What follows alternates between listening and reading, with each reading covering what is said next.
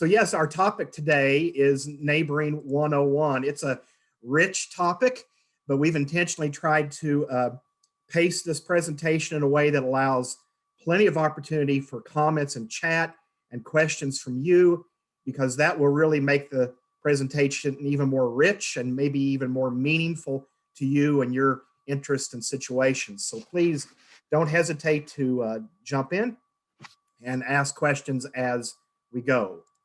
So, Neighboring 101, my name is David Burton, and I have a confession. I was a great neighbor until I discovered that I was not. I don't throw loud parties. I mow my yard regularly. I clean up my leaves. I even pick up after my dog when I take him on a walk. But the truth is, I had become disconnected with those that live near me. One day, that just sort of dawned on me through a series of events that I didn't know the names of the majority of the people living right next door to me. And that is a challenge. Really, to be honest, I was not loving my neighbor. Some people think the opposite of love is hate, but really the opposite of love is apathy. And that's really what I was showing by not getting to know my neighbors better. But in my 18 to 24 month journey here to change that, neighboring has made all the difference in my own life and in our neighborhood as well. And all of the available research, and there is a lot of it, says it can make a difference in your life and your community as well. So if you're on here today, I'm going to assume it means that you have an interest in this subject area. And I guess I'm kind of interested to know, what is your motivation to take action in this area of neighboring? Or maybe some examples of what you're hoping to learn this evening. What is your motivation to take action? What do you hope to learn tonight? I think just feeling comfortable going up to my neighbors and introducing myself, and without like intruding on people. Yes. You know, I have a good friend that says, eat crow while it's young and tender. And so I had over the course of time, some neighbors had moved away and new neighbors had moved in. And just in the busyness of life, we'd not really taken the time to get to know them at all. And so I had to eat some crow. Now, some of it was 3-year-old crow, so it wasn't young and tender really, but everyone was really gracious, we found. And just that was pre-COVID, and going over with a plate of cookies and saying, here's all of our contact information. And we want to be a better neighbor, and we want to have more interaction. And this is how you can contact us. And that really opened the door. Now, I know not everyone is maybe an extrovert and comfortable doing that. And I had to kind of, give myself a pep talk, but that was how we started it. And everyone really was very gracious in how they responded. Maybe a nice handwritten note is more of your speed instead of ringing the doorbell, especially at this time, but it does take some action on our parts. Anything else about what's motivated you to be here this evening? So Katie did share my name and who I am. I wanted to be sure and give you my contact information so you can follow up any questions that might come up tonight. And feel free to email me for more information or other ways that I can help. Now, some of you are you're probably thinking about what it is that's motivating you to learn more about neighboring. And there's a lot of different motivations. Some people desire a safer community. Neighboring can actually aid in that. Some people want to overcome loneliness and isolation. Neighboring can help with that. Some people want to see more people shopping local and feeling connected with their community. Well, neighboring can help with that. Some people on the call feel called to really take the command to love your neighbor seriously. In that case, neighboring can help with that. This idea of neighboring can actually address all of these issues and more, especially if you have the interest to take those first steps and get involved. I'll try to touch on some of those other areas this evening as we move along through the presentation. This is a big topic, and so one of the reasons I have my contact information, if you want to know more about the monthly Neighboring 101 class, you can email me. I'll send you the link to get registered, but we have guest speakers in that Neighboring 101 class from really all across the country that come in and talk about the different aspects of neighboring and some of the things that communities are doing around this topic. So David, if I can cut in yes, real please. quick. Carolyn in the chat said she wants to help make Springfield a better place for all of us, but kind of like our first speaker mentioned, she's maybe not so good at approaching people. So I'm in that boat as well. Well, Carolyn, I have been asked about that a lot, and I was challenged a few months ago to come up with a guide or a sheet of ideas for neighboring for introverts. And so I've actually got a list. It's just one page of maybe some ideas to how to go about that if you're more inclined to be an introvert. And actually, there's a couple of books on that. And I just read one of them called Here Goes Nothing, an introvert's attempt to be a good neighbor. That was one of the books, but I'd be glad to send you that sheet, at least the things that came to my mind and that I had gleaned from other sources. Be glad to send that to you on email.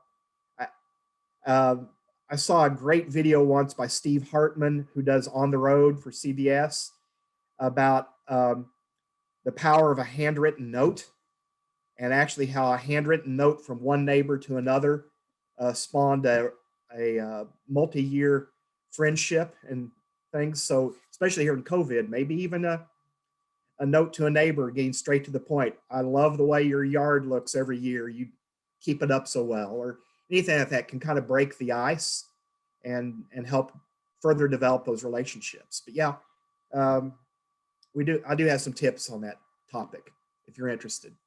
So really, I may not be able to answer all of the topics today, depending on our time and when Katie tells me to stop here this evening, but I'll be glad to follow up with any questions you have on email. I think we can all agree that a lot has changed in this area of neighboring. I know it's changed even from when I was growing up, and perhaps you miss those days where neighbors sit on the front porch and where neighbors rang the doorbell to come in and have conversations, maybe pound cake and a cup of Sanka. That's probably dating me right there. So let me encourage you that neighboring isn't isolated to a time period, but it is really impacted by our attitudes. Being a good neighbor requires us to actually turn off Netflix and get up off the couch and to make some intentional, purposeful decisions to engage with others. Some people talk about front yard living. That's kind of a topic in neighboring. Being outdoors more often so you can be seen, but certainly the people that live right around you, what I call the 8 closest front doors to my house, those that live in proximity, that's the perfect place to start. And really starting there can have a ripple effect. Over time, it can change communities, and there are examples of that, actually. So a few definitions that I wanted to cover this evening. So we're talking about the same types of things. Neighboring. How do you define neighboring? And so I say neighboring is the art and skill of building relationships with the people who live in the closest proximity to you. Now in our Engaged Neighbor program, we add a few more things. We think it's important to use the names. Eventually you want to develop associations, which is interest areas among neighbors. That's more of associations, but ultimately it bears fruit with these positive relationships throughout a neighborhood or a community. And again, there are examples of how this can change an overall community. Our Engaged Neighbor program, which is through the University of Missouri Extension, our mission statement reads as follows: as community leaders and advocates, we encourage friends to learn the names of all their neighbors, build relationships with their neighbors through common interest and shared experiences, and to sustain compassion and caring practices of neighborly love. So that kind of helps pin down sort of the focus of what we're trying to do with our Engaged Neighbor program. A couple other things I'll just highlight real quickly, then we're going to jump into sort of the 5 steps of kickstarting a neighboring movement, maybe in your own neighborhood. Just note that our website is extension.missouri.edu. Online there, you will find other resources related to neighboring. Just type neighbor in the search box and you're going to get materials, including our Engage Neighbor webpage, which has resources. On that page, you will also find a neighboring survey. It's a 10-question survey that kind of gauges what your interest is in neighboring and kind of what you've already done or not done in neighboring so far. And by taking that survey, you get access to a 100-page research packet from me, chock full of relevant content and examples and research, and including this especially since this is through the library, this should be of interest. It includes a 5-page list of citations of books and articles on this topic of neighboring. So that alone is worth taking the survey. And you may want to also follow us on our Facebook page, Becoming an Engaged Neighbor. So the 5 basic steps, this is one way to kind of frame the issue, because people have asked about, I want to start neighboring in my own neighborhood, in my subdivision. And so these are the 5 steps we're going to discuss. You got to cast the vision first, then you have to lead by example. You have to provide ideas and resources, and some might call that education. Pull together as needed, and then tell stories to encourage. And so we're going to talk through each one of these steps here this evening. And we'll begin with casting the vision, making sure there's no chat comments. Katie, interrupt me if there is something in chat, because it's not showing up on my page. Oh, okay. We just did have another comment from Kathleen in the chat that, her concern, and I'm sure you'll address this, but her concern is that, making that initial note or knock on the door might get you labeled as the nosy neighbor, So in her words, oh no, there's that woman again. So. Yes. Well, can I tell you a brief story then? Let's go back to this format. I understand that's a valid concern. In fact, this Neighboring 101 class that we teach each month, several months ago, I had paid for an ad to boost that on Facebook to try and get more people in Missouri to register for the class. And someone had seen that ad and actually complained about the class to Facebook, and Facebook stopped our advertisement because of the complaint. And the complaint was basically they thought we were teaching people how to be nosy, snoopy, how to report on their neighbors, which of course is not the purpose at all, and not the intent at all. But certainly a lot of people, or at least some people, think of that when they hear about neighboring. And we can talk a little more about the research project later with State Farm, but they did a study in 2015 on the state of neighboring in America. And State Farm, like a good neighbor, State Farm is there. So that's their interest. And that study actually caused them to stop using that tagline so much. They found that with a large percentage of American population, neighboring was starting to be seen as a negative.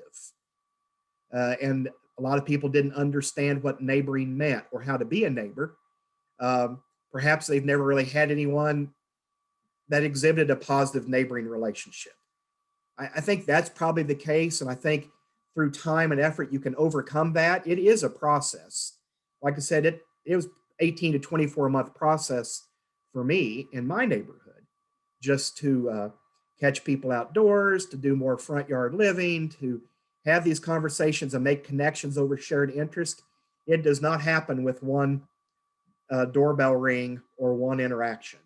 Developing a relationship does take time, and there is some kind of cultural resistance to this. We don't do as good a job neighboring anymore. But that's not a reason to discontinue that. So anyway, let's cast the vision. That's kind of the first step, and you have to, in difficult times, people have a tendency to turn inward, to stick to themselves. And so if you read some books or have some research and can communicate why this is important, what the vision is for your neighborhood. The one vision for a neighborhood is to develop relationships so that your neighborhood can be safer, cleaner, and friendlier. Those are the three things on surveys nationwide people say they want in a neighborhood: clean, safe, friendly. Well, neighboring and neighbor relationships can impact all three of those.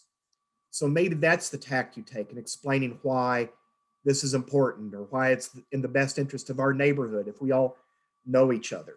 You probably won't have 100% buy-in, but that's not a reason to begin.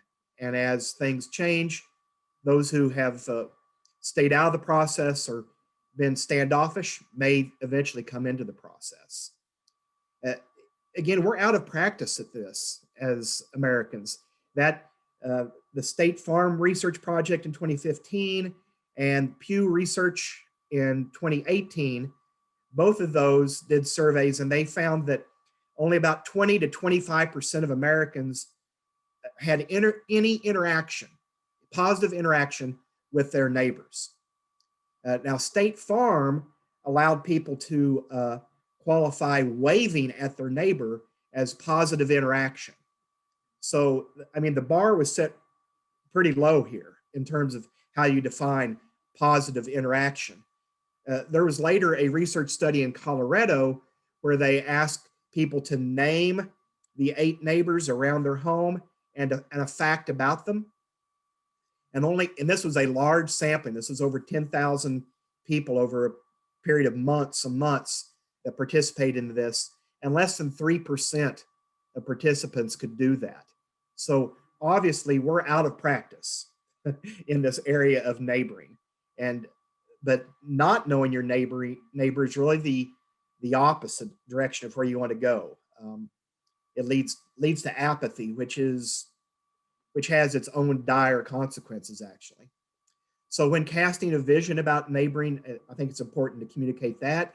It's important to communicate some of the benefits. Areas, neighborhoods that have taken on an active neighboring type of program, getting to know your neighbors, know and use the names. There's documented examples of that where they've had a 60% reduction in crime.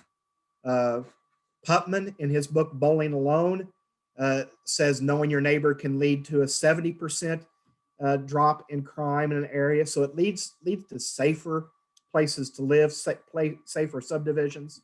When people know their neighbors, they feel more connected locally. They're more likely to shop locally. That's a benefit to chambers of commerce or business owners. Cities report that by getting neighbors to communicate and know each other and develop a relationship, it decreases conflicts and it also decreases isolation and loneliness, which that would seem to be an obvious. Here in Republic, 2 years ago, when we did a neighboring project and a mailing citywide and things, we spent 2 months documenting the types of phone calls coming into City Hall, and then looked at that afterwards. And the city administrator said that about 60% of the phone calls coming to City Hall could be taken care of or eliminated if neighbors just knew each other's name and had a relationship.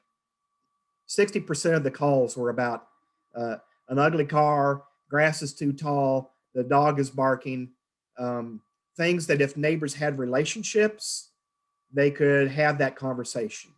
And so actually that would save city resources. It would probably end with a better result overall. Because one of the examples that we got in that same study was from a lady who said that at the time she was 8 months pregnant and her husband was working a second shift job and their mower didn't work.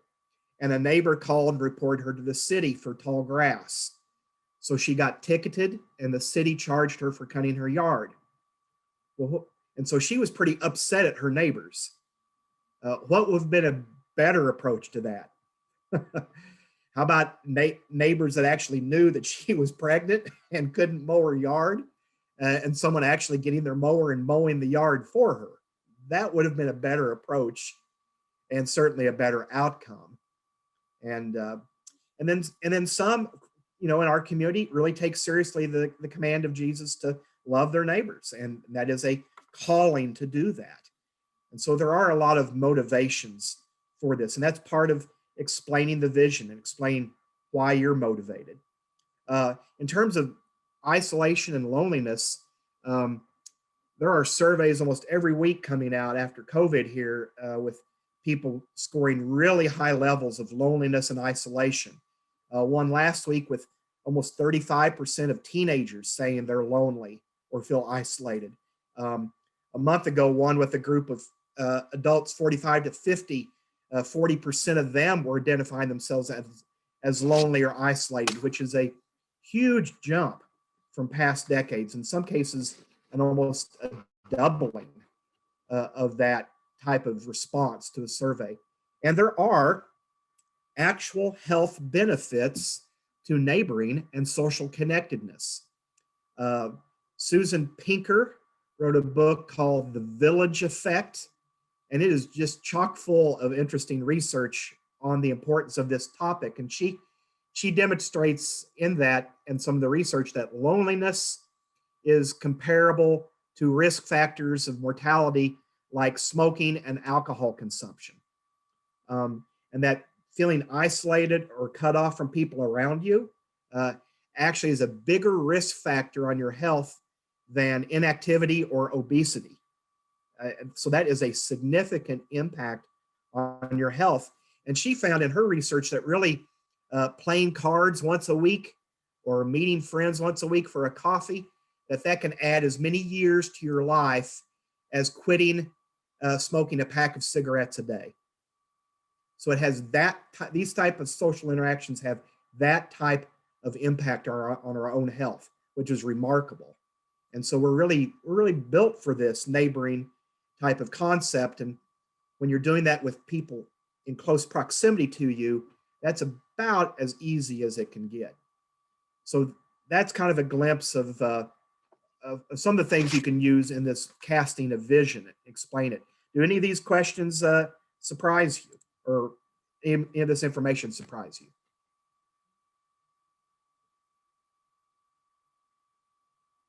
Anybody? Let's see. I'm not surprised, but my husband was listening in the background, and I said, "Did you hear that, honey? You could go out with people once a week and it would have a positive impact on your health." And he asked me if that meant he could start smoking again. I'm guessing the answer is no. Tell him to talk to his doctor about that one. I'm not.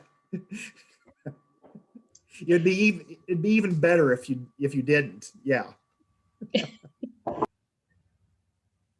Again, Susan Pinker's book Village Effect is just full of examples and all of that.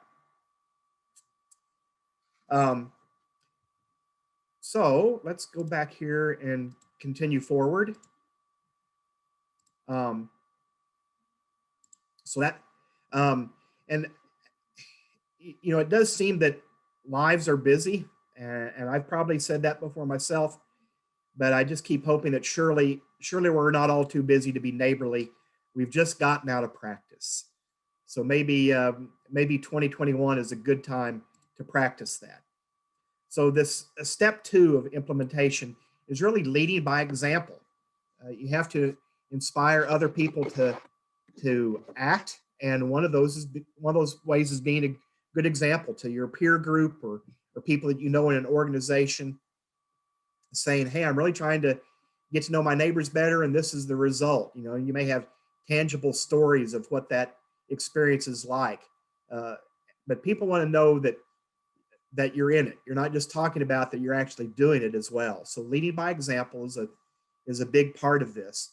And again, one of the excuses I hear a lot is, "I do not have time." And relationships really happen in the margins of our life.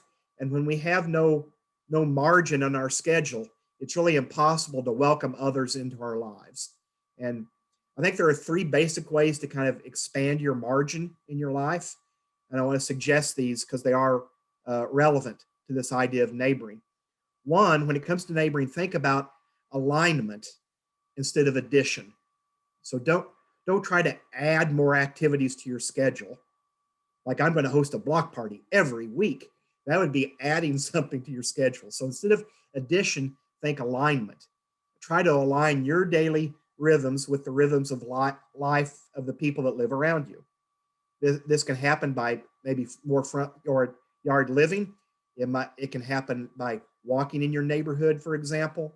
It could happen by asking or inviting a neighbor to go walk with you. I mean, those are examples of adding people to the rhythms of your life, not adding existing or new activities. So that can help expand your margin some. And be prepared to prune some activity branches. You may be a little overcommitted, and there may be some good things that need to be pruned off to have margin. And if you're really serious about this, kind of make neighboring a priority. Think about that in terms of your schedule and in relation to other things. We've tried to do during the pandemic, especially during the shelter at home period, we started doing front yard Fridays. We've always had another tradition on Friday, usually involving a pizza and a movie at home. But front yard Fridays, we put our lawn chairs on the driveway and ate our dinner out on the driveway. And it was amazing, all the people that stopped by at the edge of the driveway, brought lawn chairs over, sat and visited from a long distance away. People were hungry for that interaction, but just being available in the front yard can help make that happen. So do you know others that would maybe join you in this effort? Do you have other people in mind to tap and get to join with you? Or is this something you feel like you're pretty isolated in doing? Any thoughts?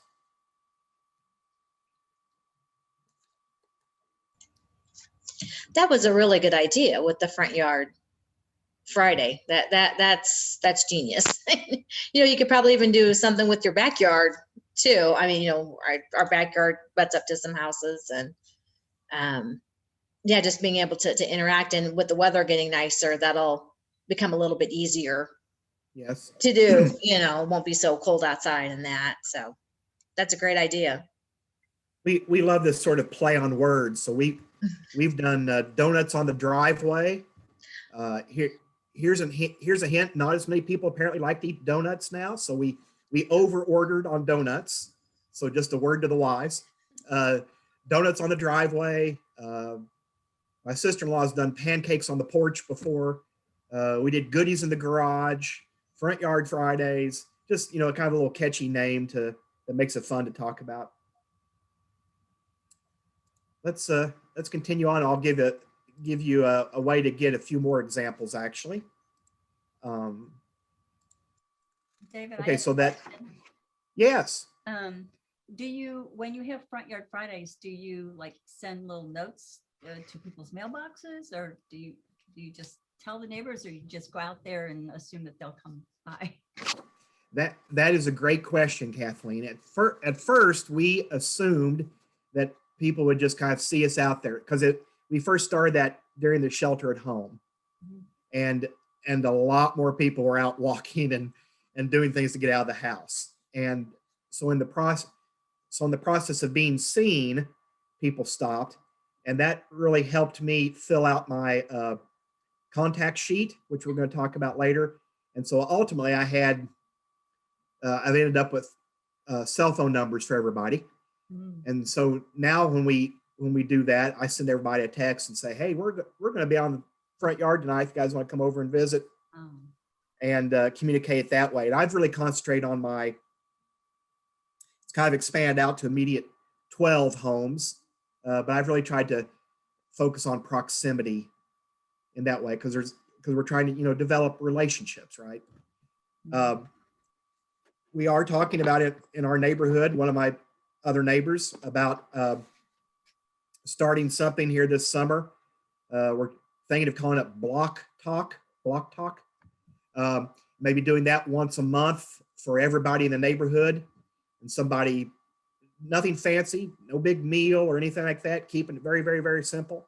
But different people hosted on their driveway once a month, and bring your lawn chair and bring your cornhole game if you have it, or whatever, and just come down and spend time with neighbors. And so when that happens, we'll have to do some flyers or do a call tree or something to communicate to more people. But for me, I just concentrate on my immediate neighbors. So hopefully that answers the question. Yep. David, we had a question in the chat, and I think they meant to send it to everyone, but it says, how do we meet our neighbors if we live in the country? You have to be really intentional. Mm-hmm. And that is the answer, actually. That has come up a lot. Now, there are some people live in apartment complexes. There's some different approaches there. And there's actually an organization that kind of helps people do apartment living and or apartment neighboring. In subdivisions or single family houses, that feels a little different. But in rural settings, and we've tried to implement this program in North Missouri, where there's miles and miles between neighbors, and you have to really be intentional. It's a purposeful trip to their home. It's maybe a text in advance after you've got to know them. Hey, would you all like to come over for dessert and coffee tonight? You have to really be intentional to pull that off in rural settings. And unfortunately, and part of that, a lot of times people move to more rural settings because they don't want to be around other people. Not always, but sometimes. No, that is true. You have to use that that gut instinct. I used to live in the country, and there are some houses I maybe wouldn't feel comfortable approaching, but. Yes. And sometimes my wife reminded me of when we lived over close to Willard, and when we were younger, and there was an older man down the street, and he just always seemed really grumpy, abrasive. He didn't wave when you went by. Didn't seem out an awful lot. Body language, just things of this nature. You start drawing assumptions, and so. Mm-hmm. And your imagination can take root, maybe run away with you on what those assumptions are about this person, right? Mm-hmm. And then I had an occasion to have an interaction with him. Turned out he was a veteran. He was a Purple Heart recipient, and he was really lonely. He had no children. He didn't really know anybody in the area, and so what I was perceiving as maybe something on that was the start of a made-for-TV movie. Was really just an example of someone who was really, really lonely. Yeah. So our imaginations can run away with it sometimes. Mm-hmm. Carolyn said in the chat, she said that where she lives, she's on a corner lot, and she has a cemetery on one side and a fire station on another. So for her, the other homes are out of her sight. So I think being intentional would be the same thing for her, probably. Yeah, we have a fence behind us, so our neighbors immediately behind us are actually in a different subdivision. So we do, we have to purposely walk about a quarter mile to get around to there, and they sometimes they go on walks and come by our home. At least 2 out of the 3 do, but you'd have to be intentional. It has to be really purposeful to make that happen. And it is a process. It does not happen all at once. You just kind of look for these opportunities over time, and it can be things that come up. In fact, one of the neighbors behind us, there was a lot of rain and a windstorm, and part of his fence tilted in, fell over. And at that point, I knew him well enough that I had contact information for him, so I just contacted him and said, "Would you like help repairing that fence? I'll bring a bag of concrete if you'll supply some of the back labor." And he agreed, and he's a big, strong guy, actually. And we spent a couple hours working on that fence, and that was a great relationship builder right there. Doing a project like that together, I learned more about him than I could have in a lot of front porch or front yard visits. And that was also pre-COVID. but you do have to be intentional in some of these instances. So item 3, and I know we're getting along here in time. So item 3 on that list is really providing some ideas and resources. Some would call this education. And again, that's part of what we're trying to do through our Engage Neighbor program, get other people excited about the idea and the benefits of neighboring for their community and for their own quality of life and their own immediate neighborhood. And kind of beginning that by learning names. And Katie at the beginning mentioned the Act of Kindness Challenge. That can be a fun place to start even this week, to try an act of kindness or two for someone that you don't know. That might be an easy way to touch your toe into the water of this subject. And then, as I often remind my wife, hospitality doesn't mean 7-course meal. Hospitality can mean after we've had our meal, after things are cleaned up, calling someone to come over to the driveway. Hey, you want to come over and have some dessert? Hey, you want to come over and have some coffee? That is an example of hospitality too. It does not have to be a full course meal. So this idea of learning and using names, is that a realistic goal for folks? What do you think?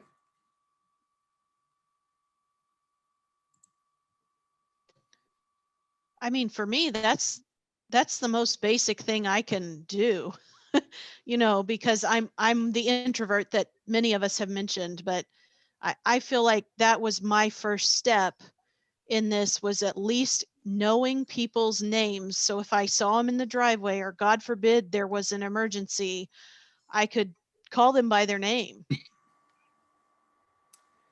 I'll tell you that's kind of where it hit me, this whole topic originally. And there's a big difference between seeing your neighbor and saying, "Hey, you," and saying, "Hey, Matt." I mean, people love the sound of their names, and there is a big relationship difference between the two. So learning and using names is a giant step forward in relationships. And we've got a tool here that will show you, and you can get on our website, that might be a help in doing that. But learning and using names is a great step forward. In fact, this is the document that we have on our website, or again, you can email me. I'll be glad to send this to you. This was the one we use out in Republic. I think I have one that's a little more generic as well. And so the middle spot is your home, and each square represents a neighbor around you. I would say, begin with those initial 8, and just, if you meet them outside and it's the first time you've met them, and they say, our names are Jack and Jill, and here's our phone number, or they probably may not do that the first contact, but anyway, Jack and Jill, you run the house and you write down their name on this sheet. Keep it on your refrigerator, but keep track of it. That'll help you remember, and then you can add things to it, contact information and things, as you are able to learn that information or have that type of, your relationship grows in that way. I think this is a handy tool. The guy that came up with this, Dave Runyon, wrote a book called The Art of Neighboring about 10 years ago. And it's really kind of what had launched this neighboring movement idea. And this was his creation. And he always says that, great leaders set the bar high to get people to come up to where they are. But in the case of his book on neighboring, he tried to set the bar so low that people couldn't even crawl under it. He felt like learning your names was just so basic, such a practical starting point, that it was really hard to avoid it and hard to say no to at least trying this tool and putting it into practice. So again, back to education. If you're involved in this program through the library, chances are you love to read books. And again, answering our survey, the neighboring packet will get you a long list of books. But I was going to mention just a few of my favorites. I mentioned The Art of Neighboring by Dave Runyon already. Next Door as It Is in Heaven, kind of a great title, Lance Ford.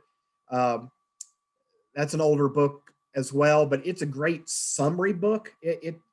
Every chapter is a kind of a different aspect of neighboring and different research on the topic. John McKnight, his book, The Abundant Community. John McKnight is the father of what's called asset-based community development. And it's all about developing the assets that are right around you in your neighborhood.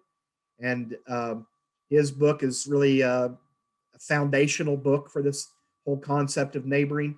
Ray Olberg, The Great Good Place, talks about the importance of, third spaces is what he calls them. Cafes, coffee shops, hair salons, places where people gather, the importance of that to a community and to neighboring. Kristen Schell wrote The Turquoise Table. And this is an idea of front yard living. She ordered a picnic table, discovered it couldn't fit through the gate into the backyard, so she left it in the front yard. And eventually she ended up painting it turquoise, but by leaving it in the front yard, her and her kids used it. And eventually ladies started gathering there and having coffee, and it became sort of the gathering spot of her street, this picnic table that she left in the front yard. So while we don't have a picnic table in our front yard, that idea got vetoed around here, but we are able to use lawn chairs and set in the front, in the driveway. And then of course, Melanie Warnock, her This Is Where You Belong, she's speaking on Thursday. And then some other books, some other favorites, The Art of Gathering, The Village Effect, you heard me mention that one. And then a fictional work, a man named Uwe, I guess. That's an interesting book that gives you a glimpse in neighboring and the power of a neighbor. And then pulling together as needed, that is an aspect, as you're developing a neighboring movement, you're responding to needs that arise. Maybe you know about a business owner in your neighborhood who's on hard times because of COVID. Neighbors try to support him and his business, or law enforcement or health professionals that maybe live nearby.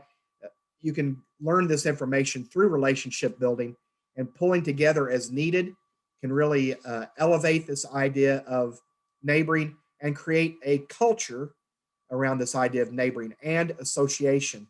People love to connect. Even Alexa de Tocqueville, 250 years ago, wrote about Americans and our tendency to gather through associations. And many of those associations and clubs, Masonic lodges and so forth, have kind of fallen to the wayside. But the concept of gathering together with people with shared interests is still a very powerful approach.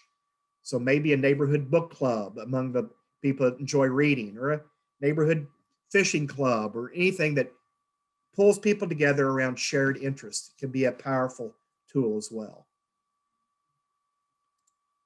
And I think we're running close on time, so I'll skip past the question there. Then celebrating stories, that's kind of the fifth step. Encouraging people to share their stories of neighboring success, not for social media likes, but for encouragement, both encouraging others that are trying to neighbor or do more. It also spreads the word about the concept. And there are a couple of dates that are real easy to celebrate or to focus on. One of those is March 20th, which is Won't You Be My Neighbor Day. That is Mr. Rogers' birthday. And then September 28th is actually National Good Neighbor Day. It is an actual national holiday. It's not a made-up Hallmark event. It was signed into legislation by Jimmy Carter. It is a national holiday. Some communities actually do things like a whole week leading up to that, but that might be a fun date to focus attention on and trying to do something with your neighbors or people that you know. So does anybody have plans to celebrate or do anything special on March 20th for Won't You Be My Neighbor Day? Anybody?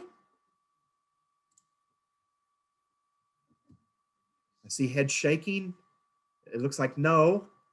See, this is your invitation. March 20th. You have time to plan. have time to do something fun with your neighbors. Won't you be my neighbor day? What are you gonna do, David? Actually, I took the library's idea of these 100 acts of kindness to heart, and we actually ordered some note cards that were Mr. Rogers themed note cards, and we put 2 gift cards in the cards and handed them out to our immediate neighbors. Oh, They had a personal note about something that we really appreciate about them, and we asked them to keep one of the gift cards for them and take the other one and give it to a neighbor that they don't know yet on March 20th. And so I've already heard back from 8 of my 10 neighbors that have said, we got the card, we love the idea, we already know who we're going to give it to. oh, So that's neat. they're planning on, paying it forward to another neighbor. So that's what we did around our place. But again, I had a little advanced time to think about this too. Yeah. Yours may be a plate of cookies or something, something like that. Nothing wrong with that at all. Well, this whole idea of neighboring, it's for me, it has been a tremendous growth experience, and it's improved our quality of life. Neighboring is something tangible that we can do, and it makes a difference one person at a time. But you can do it. You can do it one person at a time. And I had made neighboring more about, this generic idea of neighboring, more about spending time with people who I liked, right? Away from me, elsewhere. And the problem is that when we sort of were saying everybody's my neighbor. And the problem is when you aim for everything, you really hit nothing. So when you insist that we're neighbors with everybody, you often end up being neighbors with no one. And that's certainly where I was at. I've told others that I sort of had this metaphoric love for a metaphoric neighbor, and metaphorically, I was killing it. But at the same time, the truth was I didn't even know the names of most of my next door neighbors. So we had a lot of ground to make up. But it's been a good thing. I just, we want to encourage that among other individuals and in communities. What good things might happen if you truly got to know the people in your neighborhood and they truly got to know you? Besides quality of life and improved health, a safer and cleaner and friendlier neighborhood, those are all possible outcomes. These are all things that could come from it. And frankly, we were really created to be able to communicate and get along with our neighbors and those around us. We need that social interaction. So that's why we've been talking about Neighboring 101. This is, a quick overview, but I am glad to stay on as long as you have questions, and feel free to start asking questions on research or other ideas or examples of what's done or. I have a question. Okay. Okay, I don't have a question, but I just wanted to say thank you so much for sharing this with us. And you've inspired me to go and do something for my neighbors this weekend. And get to know new people. So thank you. Wow. Well, thank you. Thank you. I was going to say that Katie made me trim down my 6-hour presentation to 1 hour. So, there's a lot. It's a rich topic. There's a lot of content here. That's why, if you are interested, join in on our Neighboring 101 classes. You can register for that on our website. And if you register and you can't attend, you do get the recording of the class as well. And you'll see ways that neighboring's playing out all across the country. Thank you so much for doing this. I really enjoyed it and learned a lot. I'm the one that asked about the meeting your neighbors in the country. Oh, yes. Okay. That's the best answer that we've come up with in the north part of the state as we've done some of these programs. It's just, it's a little bit of a hurdle. You just have to be more intentional. I know some of my neighbors already around me out in the country. And there's one I want to go meet. Good. Great. That's wonderful. David, someone in our chat has asked if there's a cost involved for the Neighboring 101, the classes. No, it's free. We do other programs later on, like we have a neighborhood leadership academy in the fall, which is actually a 10-week course. And we have a great partnership on that with Drury University, actually. If you take the Neighborhood Leadership Academy and complete it, you can actually turn that into credit hours at Drury University through their Drury Go program and apply that toward their leadership degree at Drury. So it's a great partnership. And if you're in an area that maybe doesn't have stable internet and you're near one of their Drury sites, you can go there and use their internet in order to take the class.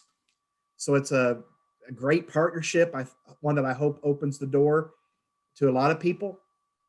That Leadership Academy has a cost, but Neighboring 101 monthly does not have a cost. Is Neighboring 101 monthly different than this one, or? It is monthly. 101's just kind of an introductory title I've kind of settled on using. The monthly class, it's a different topic every month. You'll get a reminder email that'll let you know what the topic is that month. We have different guest speakers from all over the country on this topic and different aspects of that. Let's see, this is March. April will be someone with a group called apartmentlife.org, and they do developing neighbors in apartment complexes. That's kind of their whole niche. That'll be the guest and the focus topic. In May, Hannah King with the Community Partnership of the Ozarks here in Springfield will be talking about how to start and sustain a tool library or a community tool shed where people kind of, where neighbors go together and create a tool shed and then borrow tools as needed.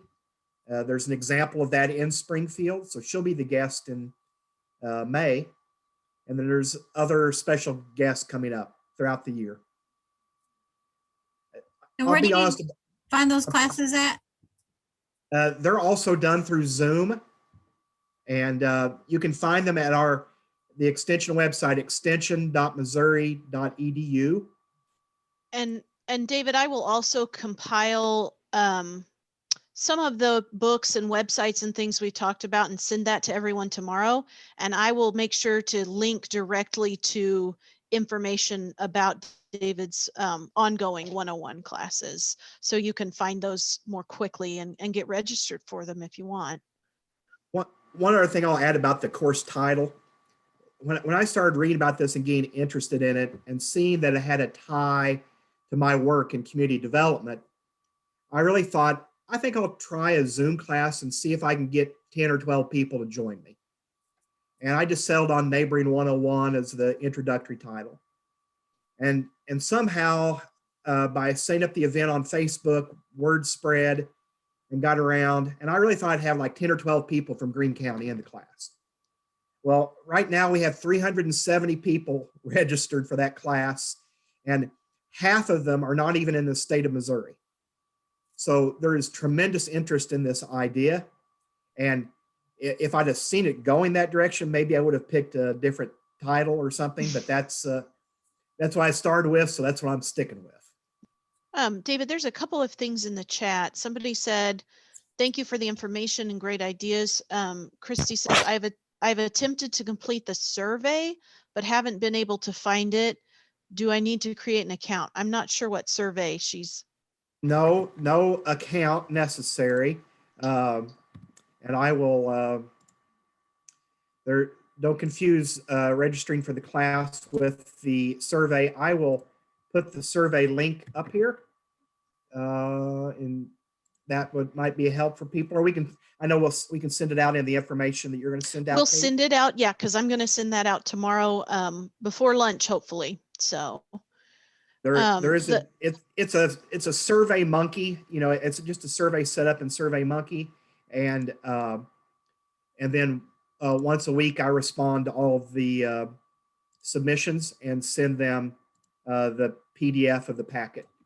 And so there's the website, and that's the same page you'll find the PDF of that neighbor chart, the generic version, not the Republic version, that you can print off. And then you'll also find a link to the survey and some other information there. Carolyn says, this is great. I've been getting more involved at the city level, but need to work on interacting with neighbors. Nervous because I'm a blind introvert. Got involved with the Nextdoor app. Would definitely yeah. be helpful, to know a few neighbors well enough to help with tree limbs and whatnot. So, That is a side benefit, and it is, in case of emergency, neighbors are often your first responder. mhm. One of our early guests in Neighboring 101 were two ladies from Midland, Michigan. And they had started a neighboring program there almost 6 years ago. They do a whole week around National Good Neighbor Day. And they got some national media attention about a year ago because they had a big flood in Midland. And neighbors really came to the rescue of other neighbors, helping salvage furnishings and all types of things, because they had relationships and they knew each other. That was really what the city gave credit to, was this whole neighboring effort. And it really showed itself when an emergency hit the community. Does anybody else have anything they want to ask David before we wrap things up, or just say? Great job, David. Thank you, Aaron. There's a familiar face too. Well, I really appreciate the opportunity. As I said at the beginning, my mom's actually on this Zoom, and I'm sure she loves me calling her out like that. But she's a retired librarian, and my nephew works at the Springfield-Greene County Library. So our family, me specifically, we obviously have an affinity, a love for libraries. So it's always a pleasure to do a program with my local library.